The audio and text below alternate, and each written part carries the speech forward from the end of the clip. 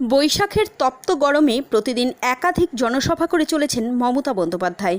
শনিবার বারুইপুর ভাঙড়ের পর সোনারপুরে আসেন সোনারপুরের উত্তরের প্রার্থী ফিরদৌসী বেগম এবং সোনারপুর দক্ষিণের লাভলি মৈত্রের হয়ে জনসভা করতে।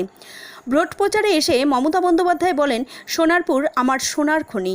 আমার জীবনে অনেক দিন এই সোনারপুরের মাটিতে কেটেছে। আমি 6 বার নির্বাচিত হয়েছি সোনারপুরের মাটি থেকে। এটা তৃণমূল কংগ্রেসের কর্মভূমি, জন্মভূমি। তাই সোনারপুর স্পোর্টিং ক্লাবে আমি আসি। অনেক অত্যাচার সহ্য করেছি বিজেপির। দিল্লি থেকে এলো মোটা ভাই, সঙ্গে এলো ইডি, সিবিআই, বিজেপির পরিবার। তিনি আরও বলেন, লাভলি টিভিতে কাজ করেন, এলাকাও করেন। নতুন যারা হয়, নতুন বাড়িতে ঢুকতে একটু ভুলভ্রান্তি হতেই পারে। আমার কি ভুল হয়নি? পরে সেটা শুধরে নেয়ার সময় দিন। ও পার্টির খুব অনুগত। আমি দেখেছি বিধানসভায় লাভলি এবং ফিরদৌসী প্রতিটা অধিবেশনে প্রথম থেকে শেষ পর্যন্ত থাকে। তখন ও সিরিয়াল বাদ দিয়ে এই কাজটা করে। মানুষের কাজ করা বড় কাজ।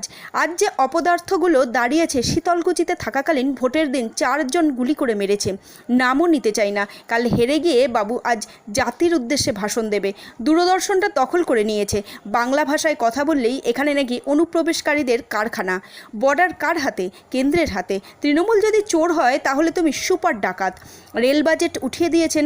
বাংলা ভাষায় কথা বললে বিহার, উত্তরপ্রদেশ, ওড়িশায় অত্যাচার হয় কেন? এদিন ফিরে ঠাসা সভা থেকে সোনারপুরের 2 তৃণমূল কংগ্রেসের প্রার্থীকে জয়ী করার আহ্বান জানালেন। ব্যুরো রিপোর্ট, গাঙ্গেয় সুন্দরবন বার্তা, সোনারপুর। আমার মুখের ভাষা নষ্ট করতে চাই না, ক্ষমা করবেন।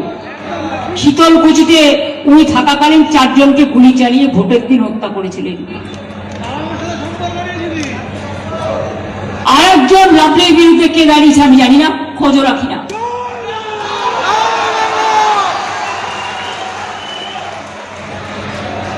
এবারের লড়াই মনে রাখবেন, খুব দেওয়া বেড়েছিল বিজেপি, খুব অধ্যত অহংকার।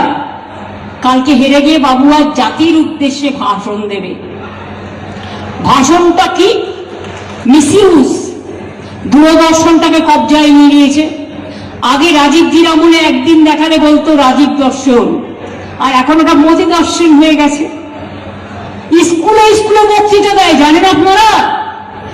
যত সেন্ট্রাল গভর্নমেন্টের সিবিএসসি স্কুল আছে, বাচ্চাদের ভাষণ শোনায়, ওদের মগজ ধোয়াল করে, যা আমি জীবনে শুনিনি। ইতিহাস বদলে দিচ্ছে, জিওগ্রাফি বদলে দিচ্ছে, সংবিধান বদলে দিচ্ছে।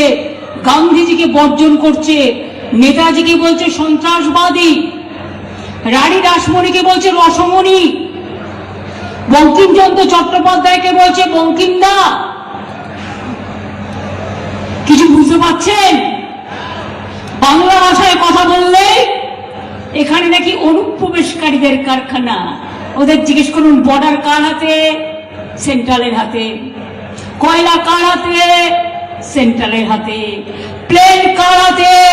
তোমার হাতে। কাস্টমস কার হাতে? তোমাদের হাতে। রেলও আমি রেলমন্ত্রী 2 বার ছিলাম।